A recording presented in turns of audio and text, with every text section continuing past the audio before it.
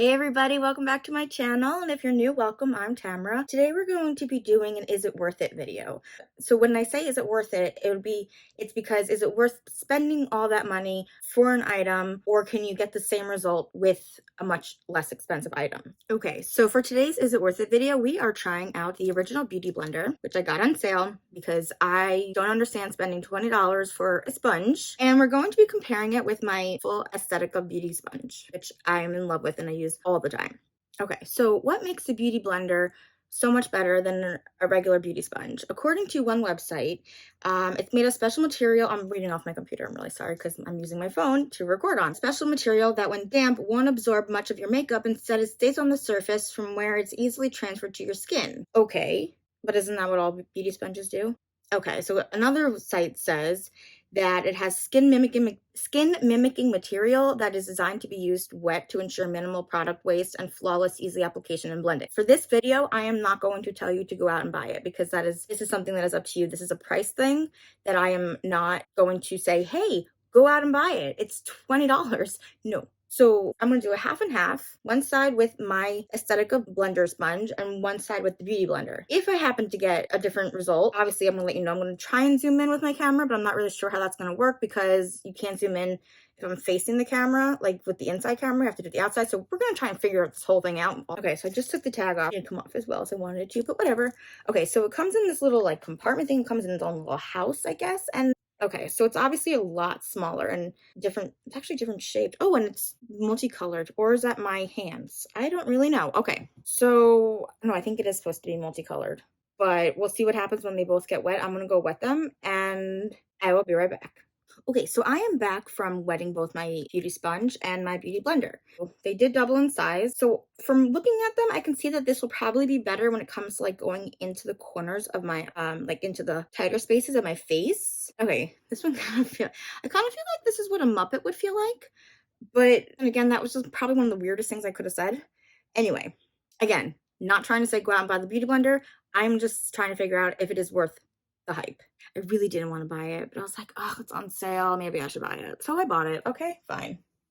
What's done is done. So let's prep our face. Let it sink in. Let it absorb in the skin. I think I'm going to use the new e.l.f. Power Grip Primer with the 4% niacinamide in it. Put it on our face where it needs to be. I don't think I let the moisturizer sink into my face as much as I should. So we're going to let this sit for just a little bit. We have definitely become sticky in the good way. And for foundation, while there are many different ways to apply your foundation, today I'm going to be doing it just a simple way because, again, I'm really just trying to see if I get the same result.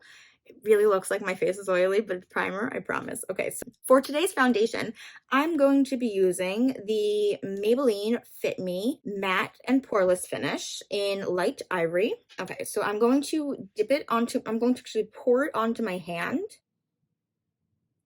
Again, there are many different ways to apply foundation. I'm going to be showing you different ways to apply foundation that may work better for your skin type. So again, half and half. So we're going to go in.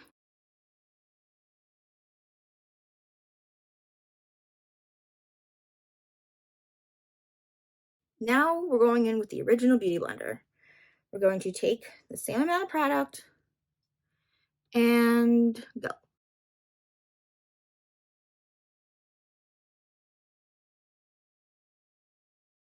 Okay. Let me see if I can zoom in here. Give me 1 second. So this side was Beauty Sponge, this side was Beauty Blender. I don't know if you can really tell a difference between how they applied because I truly can't. I have a little bit of a dry spot there, sorry, but yeah, I'm not really seeing a difference. Can you? Okay, so final consensus is no, I do not think that the original Beauty Blender is worth it. I do not. I think it actually absorbed more product, and I think that the Aesthetica Beauty Sponge applied it the exact same way that it did with. I don't see a difference.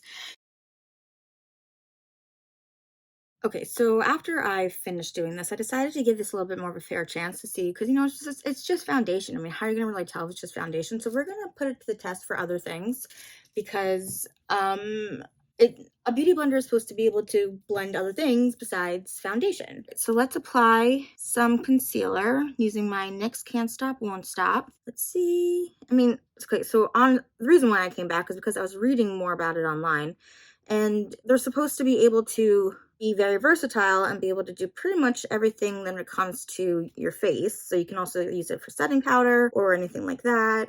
And now we're going to use the tip of the beauty blender. I gotta tell you guys, this one doesn't feel as soft. Again, I don't know why. Maybe, but like, it's just not, I feel like it's not blending in as well. Like, I have to put more work into using it. Everybody swears by this thing. I'm not really understanding the point. All right, maybe there's a little bit of a difference. Okay. So